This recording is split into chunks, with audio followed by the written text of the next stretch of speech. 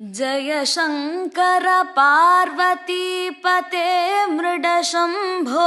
शशिखण्डमण्डन मदनान्तक भक्तवत्सल प्रिय कैलासदया सुधाम्बुधे सदुपाय कथा स्वपण्डितो हृदये दुःख शरेण खण्डितः शशिखण्ड शिखण्डमण्डनं शरणय्यामि शरण्यमीश्वरम् उपमन्युकृतं स्तवोत्तमं प्रजपेद्यस्तु शिवस्य सन्निधौ शिवलोकमवाप्य सोऽचिरात् सह तेनैव शिवेन मोदते शिवलोकमवाप्य सोऽचिरात् सह तेनैव शिवेन मोदते